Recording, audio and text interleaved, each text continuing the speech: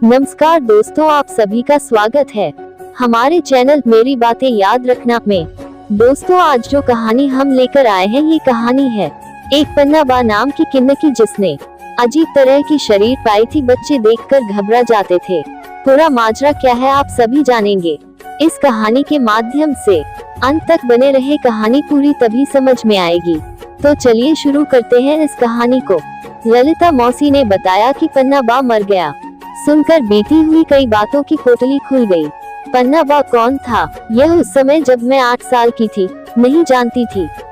जब वह अपना भारी भरकम शरीर और उससे भी भारी अपनी आवाज में ताली बजा बजा कर, आय हाय गोटी की मम्मी, होली का शगुन दे दो, तेरी बेटी राजरानी बनेगी, तेरा बेटा बड़ा आदमी बनेगा, तू भी नाती पोतों के साथ सुख के झूले झूलेगी। सच कहूँ तो तब मैं डर कर अपने किचन में जा छुपती थी। उसकी अजीब सी वेशभूषा, मर्दानी आवाज और जनाना पहनावा कुतूहल का कारण था हम बच्चों के लिए। पान से रंगे होंठ और किनारों से निकलती पिक, मेहंदी से रंगे कहीं सफेद कहीं काले कहीं लाल बाल बेतरबीत और कभी संवारे हुए। हर त्योहार शिशुजन पर अपनी टोली के साथ नगर भर में घूमती, पैसे इकट्ठे कर अपने 2 खोली के घर में चला जाता। मैंने एक बार माँ से पूछा था, मम्मी पन्ना बा अजीब है ना, बहुरूपिये की तरह। जब आदमी है तो औरतों वाले कपड़े पहनकर क्यों घूमता है? माँ ने डपट दिया था, खबरदार किसी और से कभी यह प्रश्न मत पूछ बैठना। मेरे नन्हे मन को कोई उत्तर नहीं मिला और जिज्ञासा जस की तस, अब क्या करूं? बाल मन जिस बात के लिए जितना मना किया जाए उस तरफ उतना ही भागा।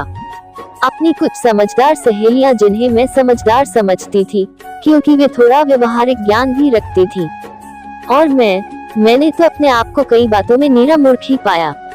मैं भली और मेरी किताबें भली, सो उनसे पूछा, ऐसा क्यों? वे बड़ी ज्ञानी सहेलियां मुझे बोली, वो किन्न है। मैंने सोचा कि लो अब नई मुसीबत, ये किन्न क्या होता है।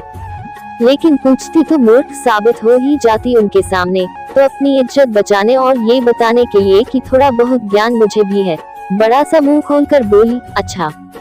वे मुझसे भी बड़ा मुंह खोलकर बोली, हाँ।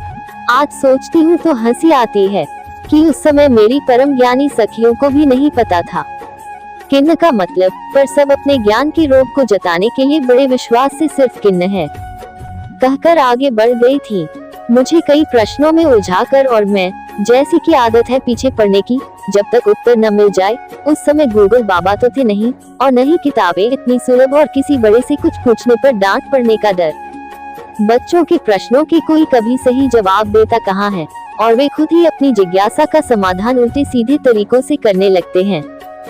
सब बच्चे पत्थर मार मार कर जाम तोड़ने लगे। पन्ना बा तब अपने घर के आंगन में बने बाथरूम में लघु शंका के लिए जा रहा था कि एक पत्थर उसकी पकौड़ी जैसी नाक पर जा लगा। दर्द से बिलबिलाता अपनी भयानक आवाज में वह हम बच्चों की तरफ दौड़ा। सारे बच्चे सर पर पैर रख कर भागे। हम आगे आगे और पन्ना बा अपना 80 कले का घाघरा संभाले, तालियां बजाते, गालियां सुनाते हमारे पीछे। हम 3 थोड़े बड़े थे तो तेजी से भाग रहे थे, लेकिन मेरा भाई जो सबसे छोटा था पीछे रह गया।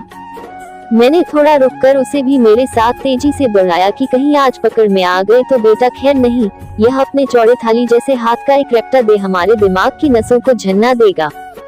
गिरते पड़ते जैसे तैसे घर पहुंचे गुड्डू रोने लगा था, पर दौड़ रहा था।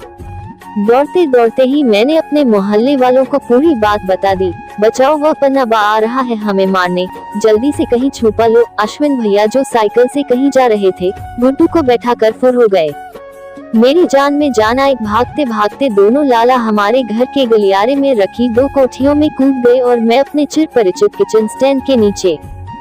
समाज के निर्माण काल में किसी संवेदनशील व्यक्ति ने ही उनके जीवन यापन की यह व्यवस्था कर दी होगी, क्योंकि इंसान किसी से डरे न डरे, दुआ और बद्दुआ का डर हर युग में हर ज्ञान पर भारी है। पर अब तो बड़ी बड़ी गैंग बन गई, लखपति करोड़पति किन्न भी हैं, लेकिन समाज की नजरों में हिकारत तो कम नहीं हुई। वह दर्द तो वे भी झेलते ही हैं। वह मर गया। मेरा मन दुख और क्रोध से जल रहा था। मृत्यु स्वाभाविक दुख देती है, और क्रोध इसलिए कि मैं भी चाहती थी कि उसकी लाश पर जूते बरसाकर मैं भी उसे इस किन्न के जन्म पर धिक्कारूं, और शायद वह मेरे जूतों की बौछार से डरकर अगले जन्म में किन्न के रूप में पैदा होने की हिमाकत ना करे। तो दोस्तों ये किन्नर की कहानी आपको कैसी लगी कमेंट करके जरूर बताना, और अच्छी लगी तो एक लाइक जरूर करना। अगर चैनल पर नए मेहमान बनकर आए हैं तो चैनल को सब्सक्राइब जरूर कर लेना। धन्यवाद।